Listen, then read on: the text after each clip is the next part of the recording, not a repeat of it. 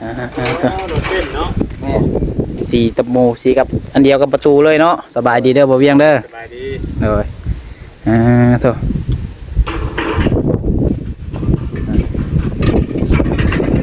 ่าสร้างบ่ได้มาบ่มื้อนี้เป็นจังได๋บ่ข้าวกับบ้านวันเที่ยงนี่แหละ2-3 นาที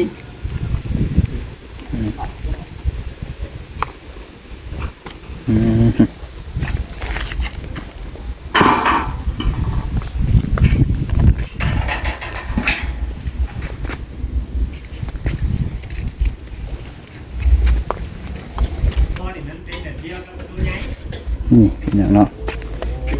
งามแล้วบ้างมีอีกพี่น้องเนาะจักประเดิดในใดนี่เล็กแรมนี่นะพี่น้องเนาะของน้องจ้อยบ่มีได้พี่น้องของน้องจ้อยสิมีแต่แบบจอดเล็กใส่ธรรมดาเลยเพราะราคามันก็ต่างกันพี่น้องเนาะนะเป็นยาจะแนวดอกคันไดนี่แหละได้พี่น้องเปิดอันสายไฟปัดจะเป็นยุงดำ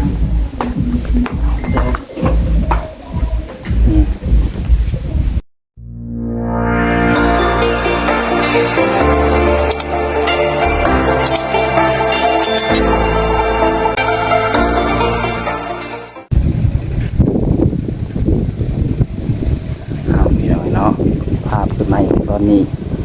ก็อยู่ที่เรือนของน้องดาวเพิ่นเนาะพวกทางสร้างใส่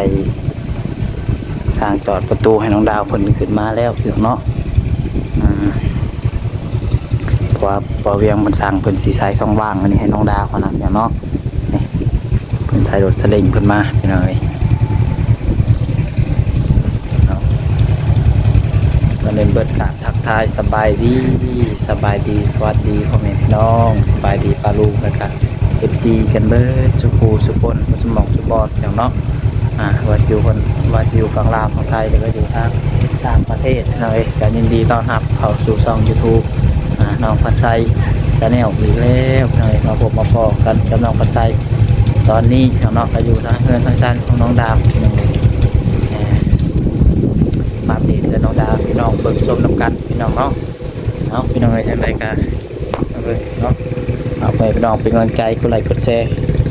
คนละ1 ไลค์ 1 แชร์เลยกำลังใจน้องกระไซเด้อเลยเนาะไปเด้ยายแนวพี่น้องเนาะน้องดาวบอกว่าสั่งพุดเงินพุดลอยมาเห็ดกลางคืนนี่หรือเปล่าคือว่าเวียงคนเว้าเนาะพุดลอยไม่กลางคืนจัก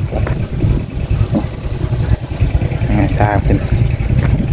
กลับมาเนาะสบายดีได้เด้อทั้งสองทางน้องดาวนำอย่างเนาะสบายดีน้องดาวป้ายายาแนวน้องดาวช่างพูดพูดมาตอนไหนอ่ะวันนี้เพิ่นมาจากโมงมาตอนเที่ยง2 โมงวันเนี่ยเพิ่นมาเห็ดตอนแรงๆอ๋อเพิ่นมายาแนวบ่วันนี้แค่เบิดแล้วซะยังทางไหนกันยังคือเราเพิ่นนั้นมาแต่ตอนแรกเนาะจอบลอยมาทางอันน่ะเพิ่นบ่ได้มาบ่ซะผู้ซอยน่ะวันนี่บ่แม่นมาครับผู้ซอยก็มาแต่ว่าตอนเช้านี่บ่เห็นเนาะมื้อนี้ก็ยังบ่เห็นพี่น้องจะไปบ่งานดอกมื้อนี้มีดองโดยงานดอกแต่ว่าโหดบ่จักแรงๆอยู่จักเราสิลอยมาอีกถ้ามาเฮ็ดน้อยเดียวบ่วันนี้เขาเฮ็ดเบิดถึงค่ำแล้วว่าน้องบ่ใส่ก็บ่ได้อยู่ค้ำวันนี้เพียงเนาะบ่เวียงเพิ่นก็ว่าคือว่าเมื่อไว้วันนี้ก็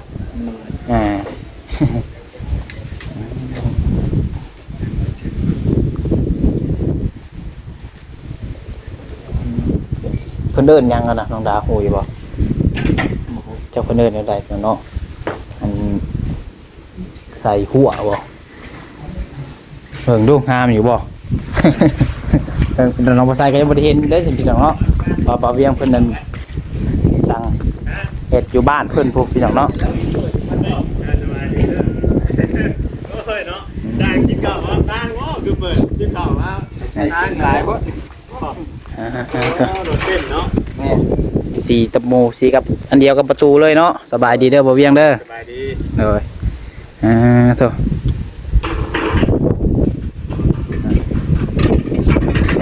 ที่ว่าสร้างบ่ได้มาบ่มื้อนี้เป็นยังไงบ่ ข้าออกกับบ้านวันเที่ยงนี่แหละ2-3 นาที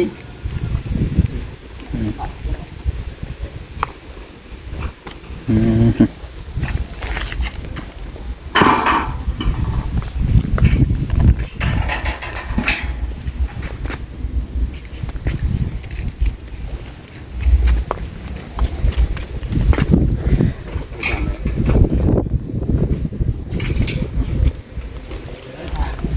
เนาะอัปลีมีเล็กอันนี้อีกอย่างเนาะมีเล็กราคานี่บ่ได้ถือๆเด้นี่พี่น้องเห็นซำนี้นี่เนาะ คือว่าเวียงว่า10ปลายล้านบ่บ่ แม่ เถอะ บ่ได้ถือๆเนาะไอ้ที่บ่เบิดซำนี้บ่นี่ไอ้ แม่คิดเอง เอาพอผู้ที่7อันเด่นกันเนาะ1 2 3 4 6 7 7ช่อง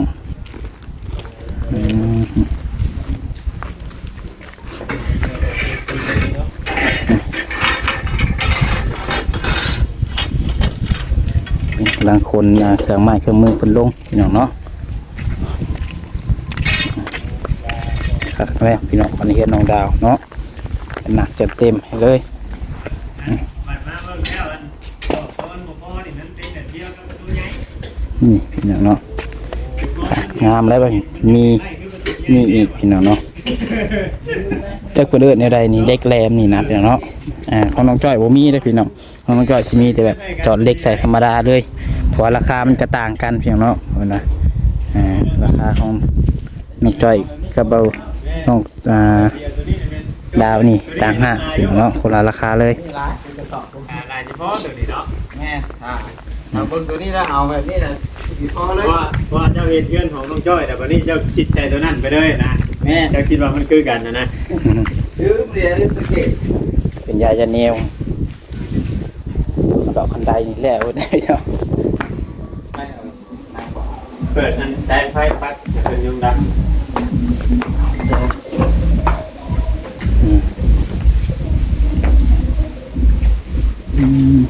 ปล่อยคิดว่าสิพวกนี้ผมมาแล้วอ่ะเมื่อปลาก่อน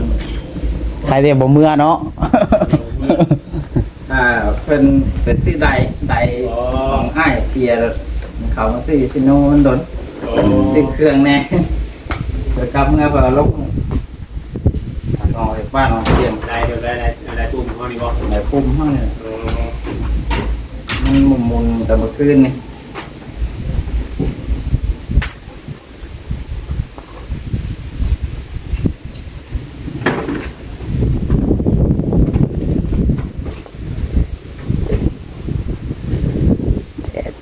แดดแหมแล้วพี่น้อยแต่ก็ยังมีลมอยู่ดีอยู่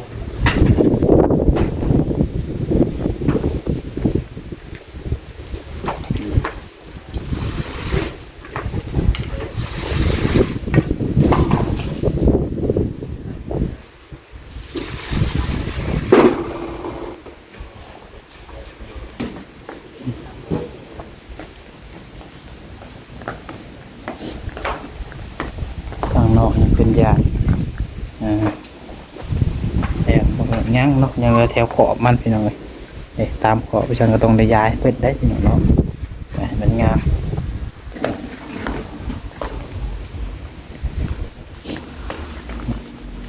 ข้างในก็ยังบ่มียังเปลี่ยนแปลงพี่น้องเนาะ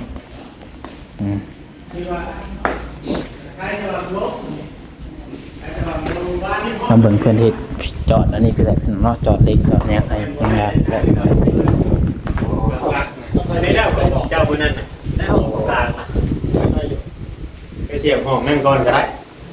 ห้องกลางมีห้องบ้านห้องกลาง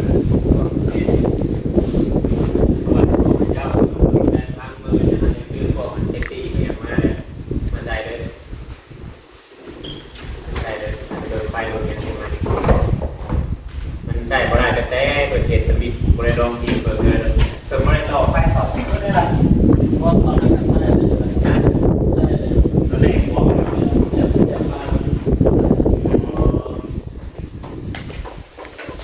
ได้ก็ได้ลงอะไรนะบอกเนาะ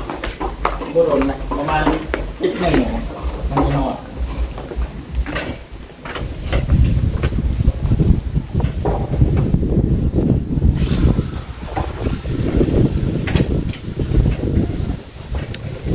เอาพี่น้องเนาะเพิ่นสิเริ่มมาฮอดแล้วก็เริ่มเฮ็ดเลยพี่น้องเนาะ โอ้เปลี่ยนแม็กไม่พ่อเด็กขาดโอ้ปวดตาใช่ปะ ทุกตอนนี่มันขาดเนาะ เปลี่ยนเนาะ ลากนักเลยนิ้วมันขาดเลยก็ได้เปลี่ยนใหม่ เปลี่ยนนี่นะสีทนกว่าแล้วเป็น ยังสีแข็งกว่านิ้วอยู่ เนาะ ใส่แม็กเนาะ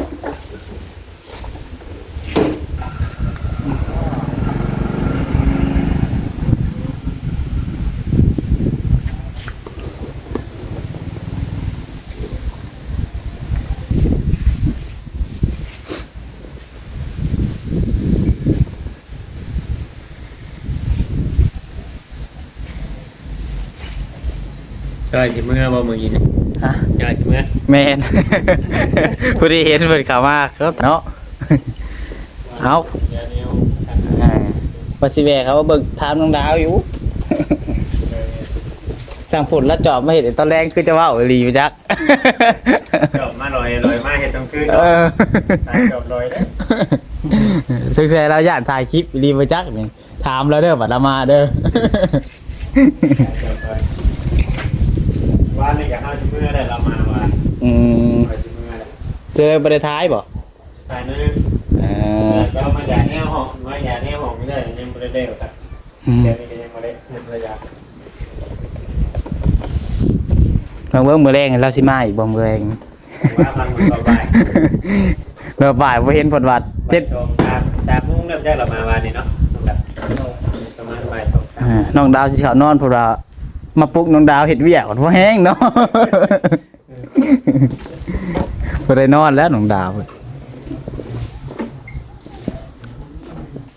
อืม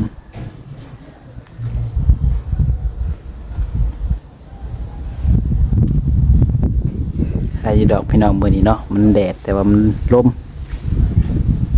มีลมมีฮ้อนปานใด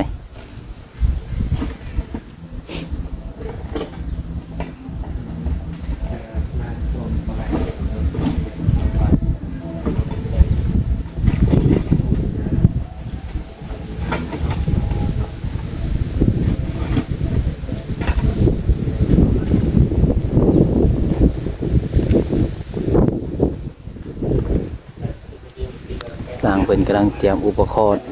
ณ์เพียงเนาะเพิ่นมาฮอดแล้วเพิ่นก็ลุยเลยได้พี่น้องเนาะเพิ่นก็บ่ได้รอซ่าเลย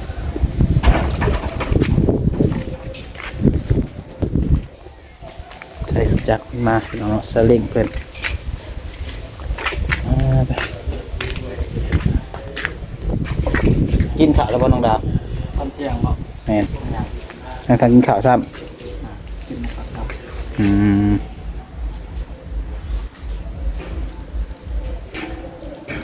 ก็ไปตัดผมแต่มือได้น่ะ ตัดล้นเติมแล้ว หาสังเกตได้เพียงเนาะ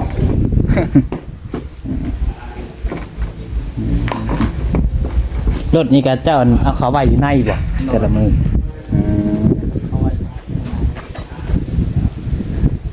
ทำแล้วเขาไว้ในเนาะ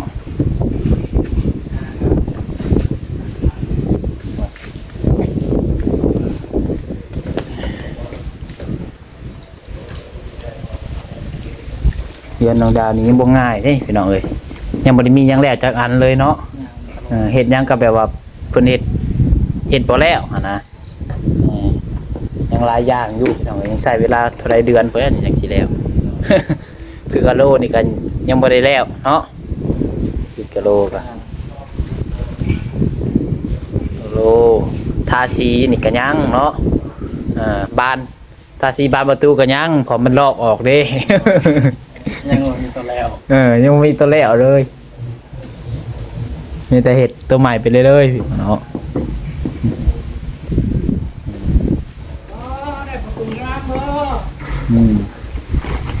เจ้าอย่าท่วงแห้งได้คนตื่นได้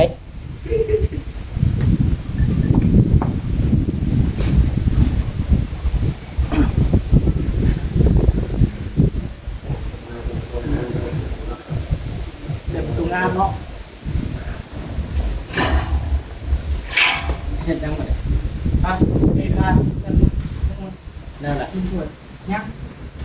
เพิ่นเอิ้นหยังอันนี้เพิ่นเอิ้นประตูบ่อันนี้แล้วห้าวบ่คือหยัง เอาเอิ้นแต่นี่แต่ว่าเด็กใจช่องว่างมันนี่นะคือว่าห้าวหัวบ่ห้าวหัวเนาะ แต่ภาษาไทยน่ะบ่ฮู้ว่าเพิ่นเอิ้นเอาหัวนะบ้านเอาเอิ้น แม่น บ่ได้อัน คนคะแนนว่าคนปีนก็สิยากแน่ป่านนี้ โอ้ บินไม่ได้หรอ กินบ่ได้แล้ว จากสวรรค์นี่ละจับใจปีนาลี ทำเฮ็ดทำใดก็ได้เบิดเนาะ เรื่องปีนนี่ปีนได้อยู่แล้วเฮ็ดซำใดก็เนาะ กับบินเนี่ย ฮะ ทำตนานี่ก็ไม่ยากราคาจะกี่ ถ้าคนปีนแล้วคนบูปีน คันบ่าวทรงนี่โดดขวมเลยบ่จักอันนี้เนาะ ญาติว่าเฮ้ยโดดขวมเลยจำตะนางนี่ เพราะว่าจะโดดกลมขนาดนู้น มันเกาะใส่เอาให้ไงเนาะหอยทุลิง ว้าวได้เลย ท่านก่อนยังบ่ยาก เห็ดกันขี้ดักเห็ดชำใดก็บ่ได้เนาะกันบ่อยู่ขี้ดัก เฮ็ดพอให้ คนใส่ซ้ำได้ยังบ่อยู่ เห็ดให้มันงามซื่อเนาะเห็ดให้มันงามมันกันงัวกันควายพี่น้องเอ้ยคันกันคนแล้วบ่ได้กันคนกันคนแต่กันบ่ได้กันอันอื่นแล้วกันได้อยู่พี่น้องเนาะเนี่ยเอาเห็ดหัวนี่มันก็งัวควายมันก็เข้ามาขี่ใส่เฮือนเฮาบ่ได้เนาะคันบ่มีหัวนี่เต็มหมดแล้วขี่งัวขี่ควาย ไปประมาณบาท แปลกบ่คักมายังเนาะนำ เอ้าข่อยมาวันยังกระปุก งามบ่ได้ยังเทบ่ได้ซ้ำติ นะ ว่าเจ้ามาลักเก็บโดยว่าบ่แม่นบ่ บ่แล้วเอาไปเรือนสัตว์ในห้อง อันนี้มันจองมือบ่ แม่กับมือโอ้ย โอ้ ชีลูก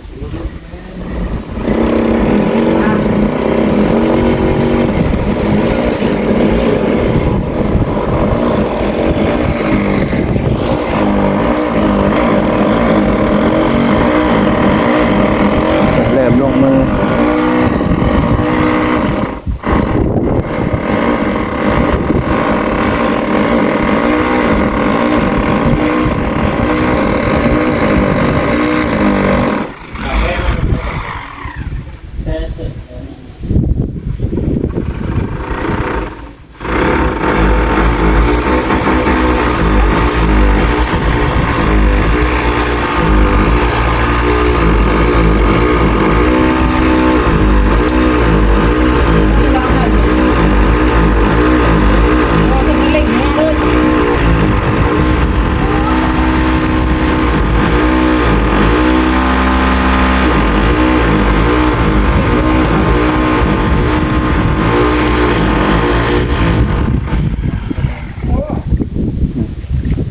ลูกเราใส่คุ้มค่าเลยก็ได้ไร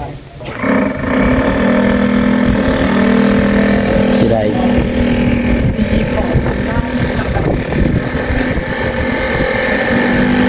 เพิ่มความงามกว่าเก่าเพื่อนน้องดาวเนาะ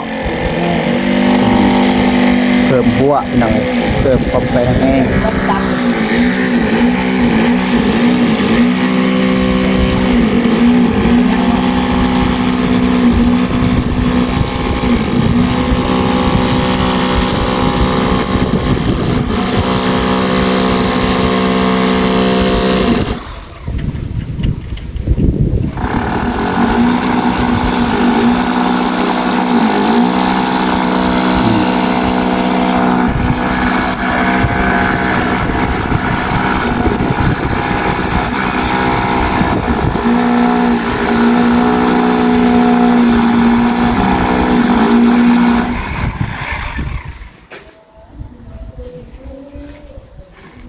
ยังบ่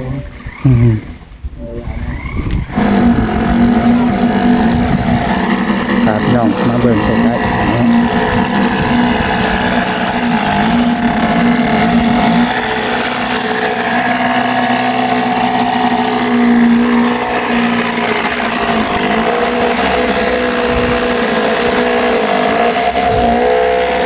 เป็นไม้ไว้แล้วก็ซีเลยเนาะ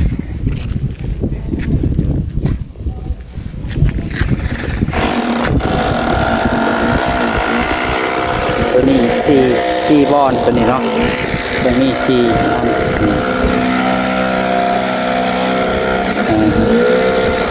ถ้าคนใส่แล้วก็สิงามพี่น้องเนาะแต่นี่ก็ยังงามพอแห้งแล้ว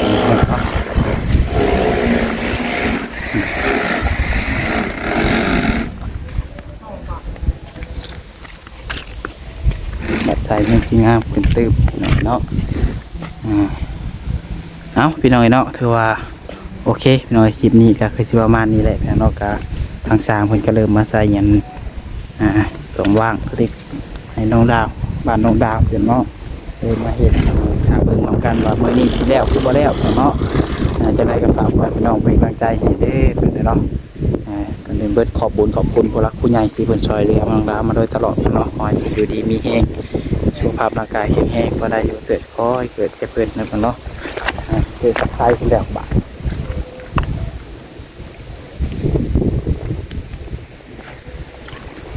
พี่น้องเนาะทีนี้น้องมาใช้ขอลาพี่น้องไปก่อนที่พลาดประกันใดก็ต้องขอโทษขออภัยหลายขอกล่าวคำว่าสบายดี